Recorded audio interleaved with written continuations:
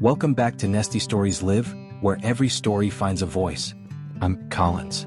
Tonight's story begins with a forgotten book, a folded piece of paper, and a train that someone never boarded. Before we dive into this amazing story, do well to let us know where you are watching from in the comments section, and if you like this story, don't forget to subscribe. Library ambience. Faint pages turning, quiet footsteps. His name was David. He worked as a night janitor at the city library, an unremarkable job, but he liked the silence. One evening, while dusting the shelves, he opened an old history book left behind on a table. As he flipped it shut, something slipped out and fluttered to the floor. It was a train ticket. Yellowed with age, edges curled, but still legible.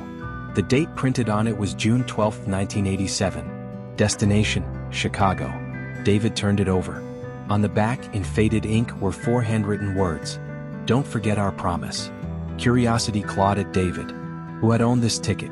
Why hadn't it been used? He searched the library archives, the newspapers from that summer.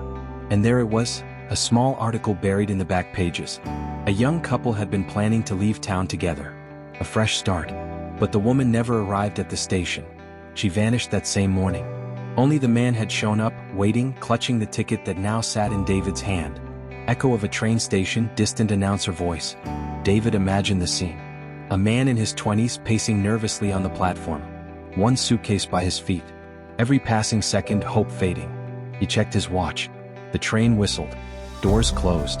And still, she never came. The ticket was never torn, never stamped.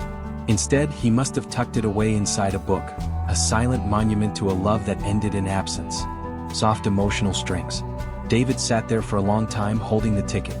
He didn't know their names or what tragedy had kept her away, but he could feel the weight of their story, the heartbreak of plans unraveled, of words left unsaid.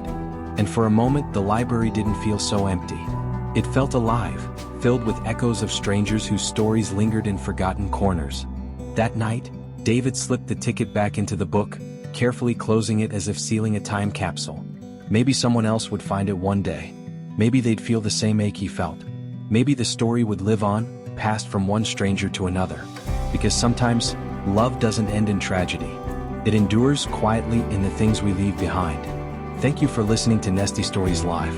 If tonight's story stirred something in you, share it with someone who believes that even forgotten things still carry meaning. I'm Collins.